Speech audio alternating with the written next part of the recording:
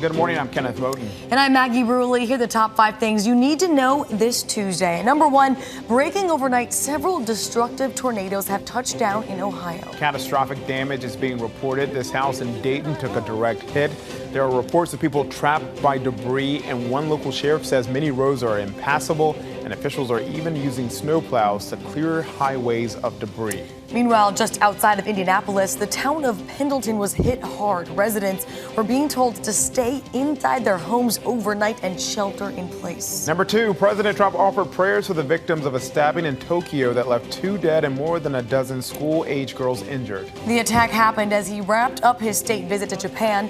Trump then delivered Memorial Day remarks to American troops on board the USS Wasp assault ship, calling them great patriots. During his visit, the president disagreed with Prime Minister Shinzo Abe on North Korea. As for Iran, he said he's not looking for regime change, but wants to make sure they don't get nuclear weapons. And he also took aim at former Vice President Joe Biden. All right, moving on to number 3, burnout is now recognized as a legitimate medical condition by the World Health Organization. The organization's latest health book describes burnout as a syndrome resulting from chronic workplace stress that has not been successfully managed. I yawned as we talked about this. And this is the first for the WHO. Symptoms include exhaustion and reduced productivity at work. We got to do better. Number 4, Navy pilots are sharing new details about seeing UFOs during training missions along the East Coast. 5 pilots shared their stories, their sightings with the New York Times, saying the objects were accelerating to hypersonic speed and making sudden stops and turns beyond the physical limits of a human crew. Details of the encounters are featured in a new History Channel series. Spooky. And finally, number 5, a Texas man had a surprise visitor to his Memorial Day weekend barbecue. This speedboat crashed into his backyard near Galveston Bay, but first it went over a dock, over a boat, and over the banks of the bayou. The homeowner says it must have been a really strong boat to do all that. I was barbecuing, and all of a sudden, I heard a train coming and run out here, and there they were. I said, "Oh, I got a new boat. They just delivered it." Well, they also delivered a woman passenger who went flying when the boat landed. No one was hurt, however. The owner says he just lost control of the boat. Look who is here. Is Maggie Ruley, everyone. Trust me, you want to stick around for this this edition of It's Morning America. It's about to get crazy. We're going to have some fun.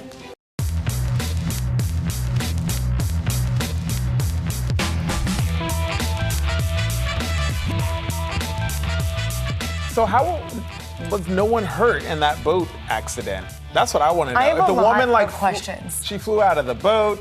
How fast was the driver going? Did they end up all barbecuing together afterwards? Like, were they all just, flipping some dogs? And also the soundbite from that homeowner. He's like, I was barbecuing. I love a good person who's country folk who's like, I was barbecuing. Are those your people? Those are my people. Those are your people. Yes. I was born down south. I was born in Georgia. Is that why you're so nice, I can drop Ruley? with y'all. Is that why I bring the sunshine? But you came up here to the far northeast. I did. It hardened me. Boston, you know? Yeah, she's can also about drop as hard a as they wicked. get, folks.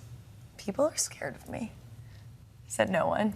Ever. Yes. Your face, you're like, no. Well, great to have Ruley here and for so today, good to Norman. Be here. And let's get to that big story, the destructive weather. A tornado described as large and destructive touchdown. One reporter says entire neighborhoods are destroyed. The city's Department of Transportation tweeted out this photo. Look at that. Wow. Snow plows being used to clear debris. And there are reports of people trapped in their homes as forecasters warn the danger for the area is not over yet.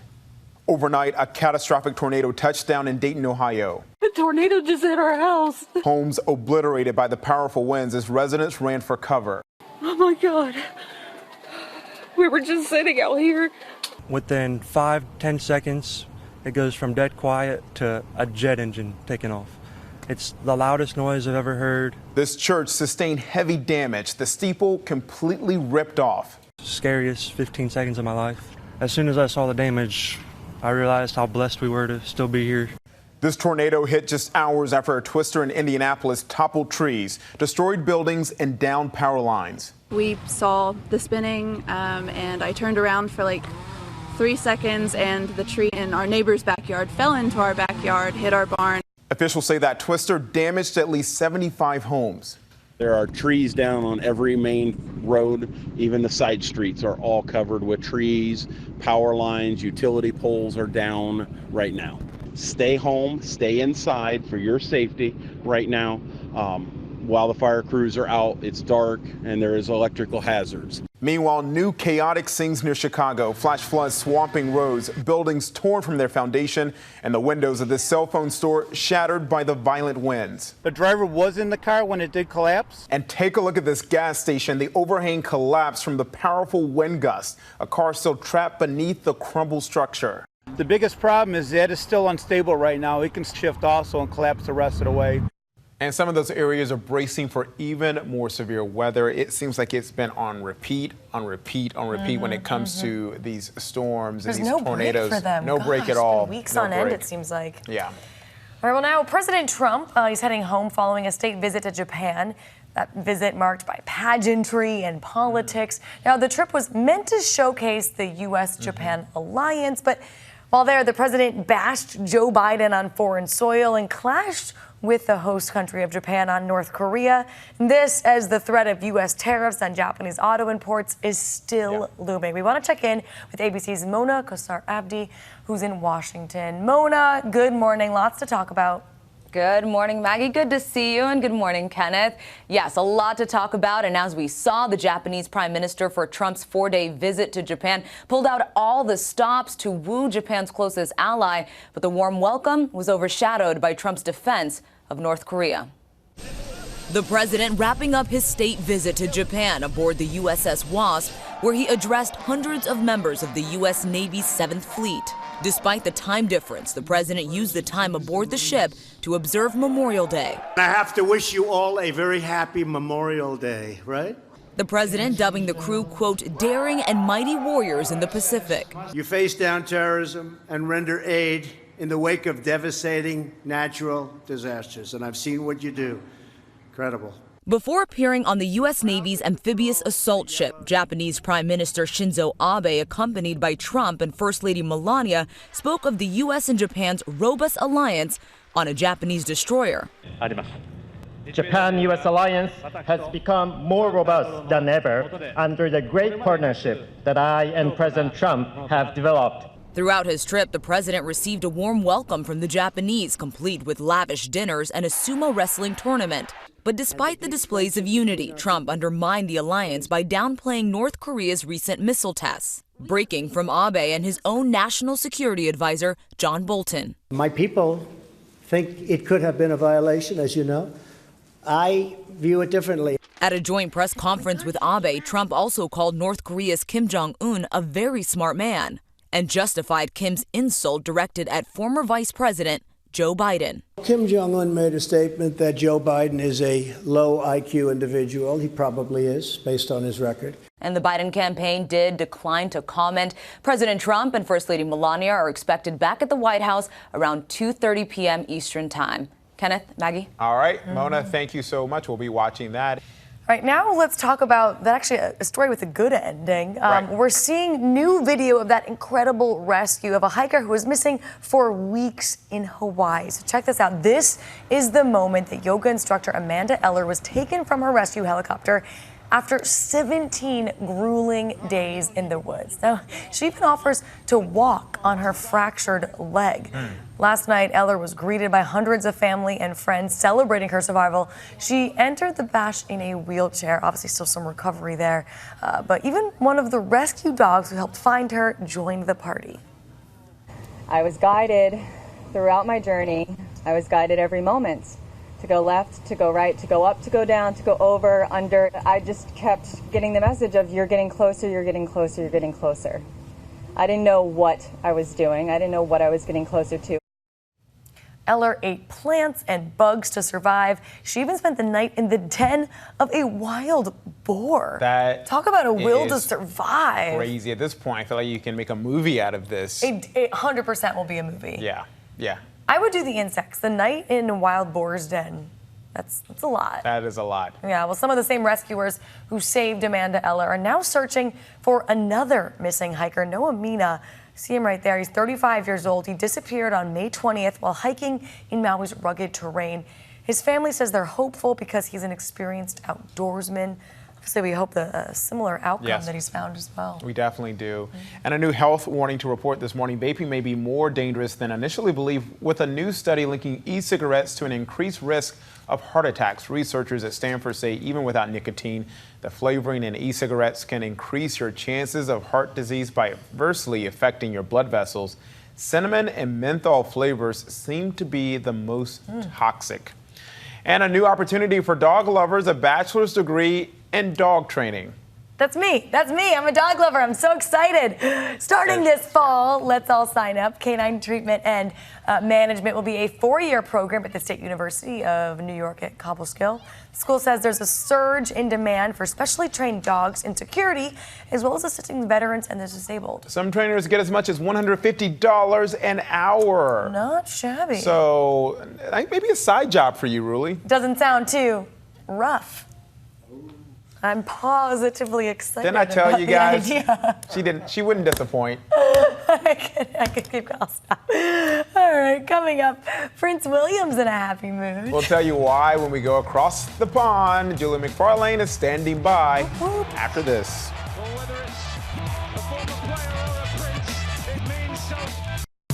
Welcome back. A second American climber has died this week after reaching the top of Mount Everest. Now, 62-year-old Chris Coolish is the 11th climber to lose his life in what's turning out to be one of the mountain's deadliest climbing seasons. Here's ABC's Brad Melke, who has more. Hey, Brad.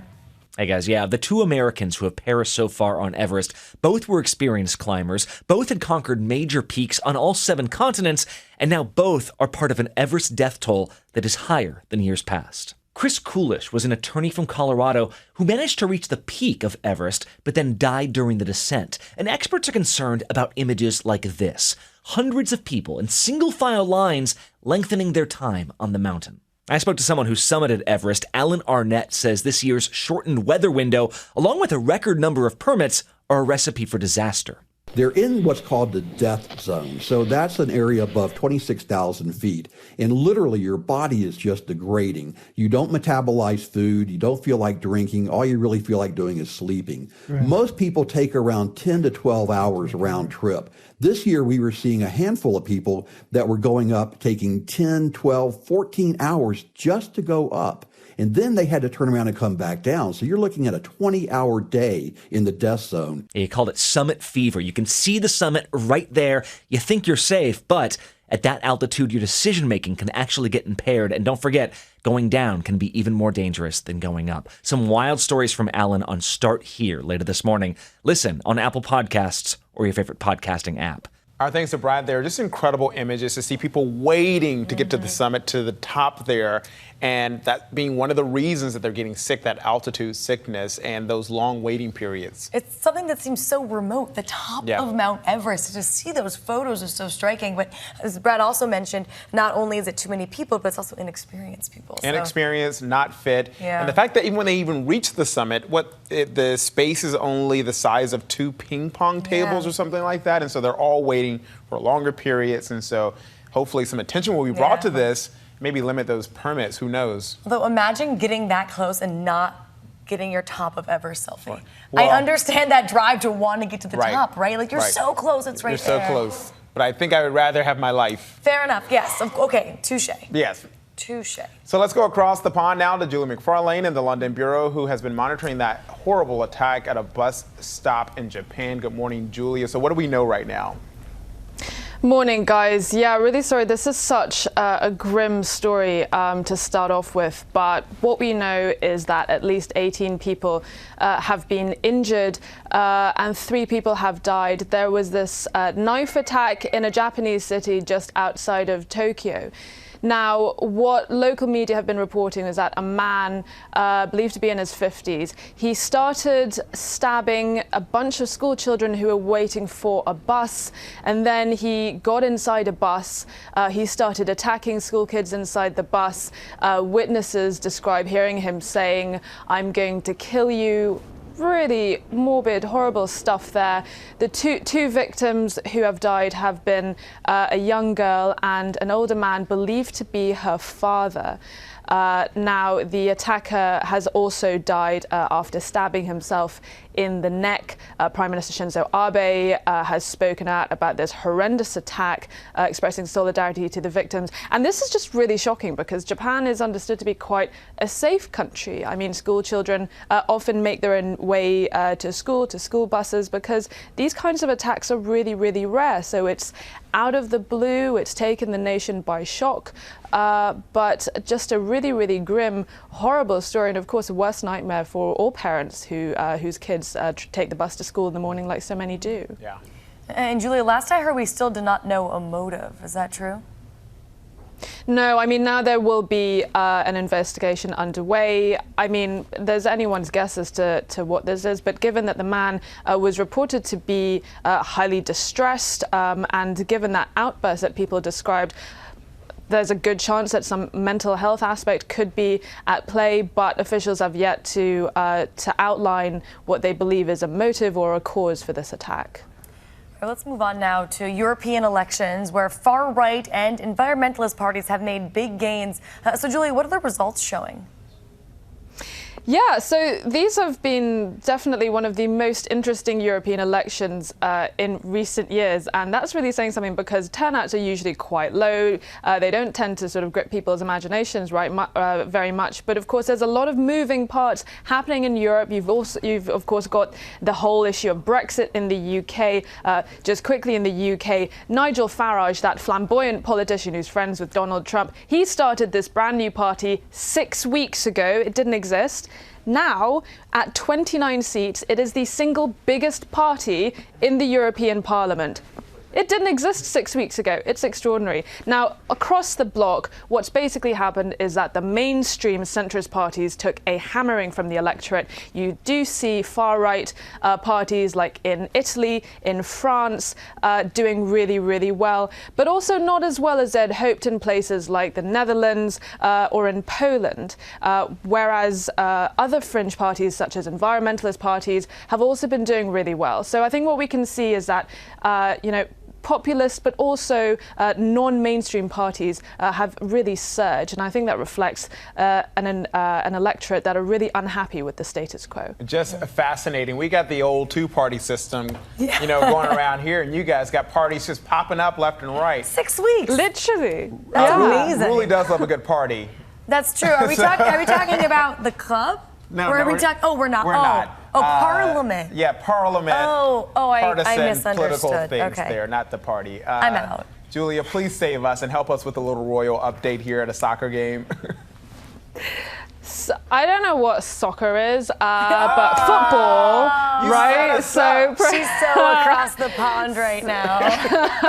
You're on my turf, guys. Don't forget that Prince William, he is a massive footy fan. He's the head of the FA Cup. And there's this lovely moment here where he was just going absolutely mental like any other football fan when his team does well. Really interesting. Aston Villa was quite an unusual choice for Prince William. He told the BBC a while ago that he chose that team because he wanted to make himself different from all of his friends who supported Manchester or Chelsea. And so he said he wanted to have a club that would be a bit more of an emotional roller coaster for him. And I think that was pretty much on show yesterday as they qualified for the Premiership. I think so. Big sports fan there. Soccer, football, no matter what you want to call it. Footy. I heard footy. Footy. Football. Footy. Just not soccer's not a thing here. Soccer. Not a you gotta say it. Give us soccer and your best American accent, please. This is our favorite thing to do. Oh. Do it. Wait. Do it again. Soccer. Oh, so good. Was that a little Kim K in there? Little Kim Kardashian in there. Soccer, everybody. Soccer. Julie. Hey, Maggie, great to see you. Great to see you. By the way, back Julia over loves that. my British accent as well. I bet she does. I'm guessing she does. So give us football in your best accent, both of you. We're gonna go play a little football. Oh, what accent was that? I don't know where that was from, but that was not British. Sorry, I think it needs a bit of work. Team London Bureau. Yes, and just like you cringe, our viewers are cringing right now as well. We just got a rap in our ear. Thank you, rap Julia. We appreciate it, my friend. Julia. Yes. All right, so let's check our notifications. Starting with this very rare bear. Ooh. This albino panda caught in the wild. It was caught on this sensor motion camera, and there we are. We're seeing him. I don't know if you can see, but the eyes are red, and the claws are also white. They call it a gene mutation, but I don't like to call anything albino a gene mutation. That sounds negative, doesn't it? It's just the way the Lord made it. Yeah. I just am wondering, you think he'd let me snuggle him or claw your eyes out? I don't know. He looks friendly. I'm going to try it. This next animal will let me snuggle him. All right, can we look at a cute dog? Yeah. So this is adorable. This is a service dog in the UK whose family was visiting Disneyland. And look at this. He gets to meet Chewbacca. Earlier I said Chewbacca in real life, and I stand by that statement. Yes. This is Chewbacca IRL. And look at this puppy. He's so excited. I feel like I know you. He's like, I love you. His parents were saying that normally as a service dog, you're not allowed to interact with humans, but oh my gosh, wait. You're gonna scare the dog. That's amazing. They said meeting Chewbacca was a chance to break the rules, and that's why they let him snuggle him. There you go. I love that they're talking to each other. That was terrible, Chewbacca. That was horrible. It was almost as bad as your British accent. This is great, though. LeBron James is known for his will to win. He's a competitor to the end, no matter the opponent. Yeah, the King was challenged to a three-point shooting contest by a 14-year-old who happens to play on LeBron's son's team. Now, they go back and forth. That's Gabe, number 23, just made the shot. And then, LeBron makes a shot. And they keep going. Just back and forth. But they're both really good, actually. LeBron is not letting Gabe win, though. No. All right, so let's see. So Gabe is going to keep going until finally. He misses. Oh, no. What's going to happen? And then LeBron, I mean, obviously LeBron makes it. Wait, look, everyone look. That look back there. Oh. So, Gabe, here's the lesson you just learned here is that when you take on a multi-million-dollar player who's really one of the best, if not the best player in professional basketball, you're not going to win. You're going to get schooled. So talk about the guts, though. Consider it as an honor. Consider it as a very teachable moment. A teachable moment. It's to always go hard, no matter who your opponent is. And if you know you're going to lose. Congrats, Gabe. Congrats, LeBron. All right, finally, a couple's response to a mother pressuring them for grandchildren. Take a look. It's going viral. Braden and Peyton from Utah posted pictures of themselves and the new supercharger for their Mustang. They're calling it Eaton. Oh, Eaton. Now, those pictures were meant to look like a newborn photo shoot, obviously, and Braden says they did it to get back at his mother. He says she was pressuring them too much to have children, so this is their real true love. If you do have a future kid, they're not going to love those photos. They're not. You'll be like, thanks a lot. I heard that child's a little greasy.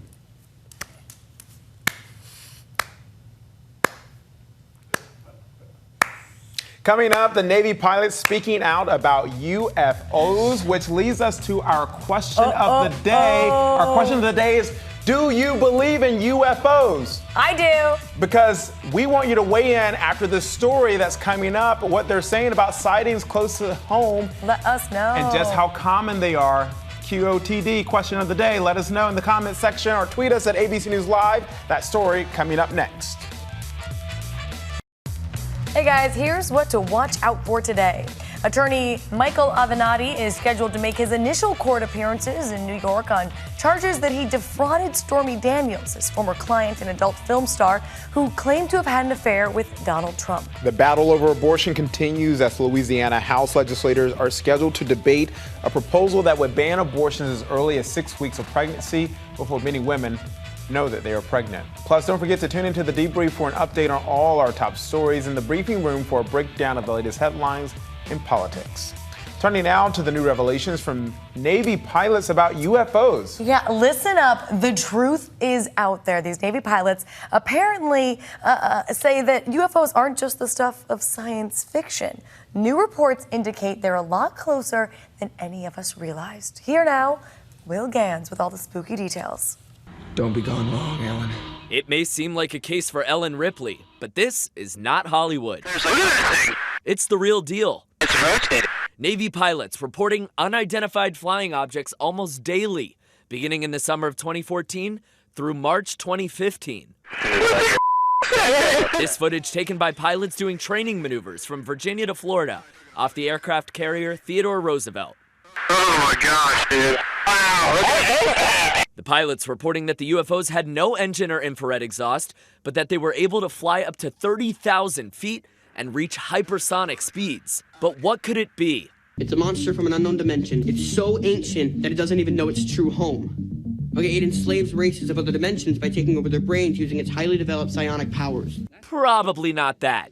Some folks suggesting drones. An astrophysicist at the Harvard-Smithsonian Center saying it's more likely bugs in the coating or atmospheric effects and reflections. Still, the pilots have trouble explaining what they saw over and over again for nearly a year. There's a whole fleet of them. Look on the ASA. The UFOs apparently accelerating to hypersonic speed, stopping suddenly, and making instantaneous turns. Something far beyond the physical capabilities of a human crew. Unless it's this human crew, of course.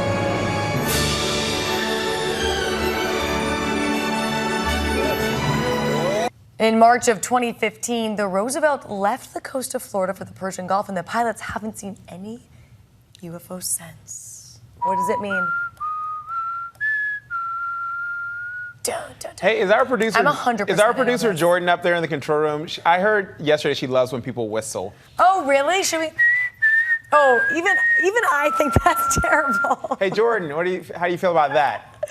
No, I'll speak for She her. just said in my ear, No I one- hate it. I hope you guys don't hate it. I hope you didn't hate the show we just had because we had a lot of fun stuff for you in there. And guess what? Maggie Ruley's back tomorrow. All week, guys. More dog puns every day. All day, to every ya. day.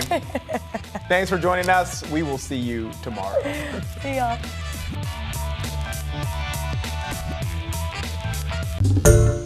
Hi everyone, George Stephanopoulos here. Thanks for checking out the ABC News YouTube channel. If you'd like to get more videos, show highlights, and watch live event coverage, click on the right over here to subscribe to our channel, and don't forget to download the ABC News app for breaking news alerts. Thanks for watching.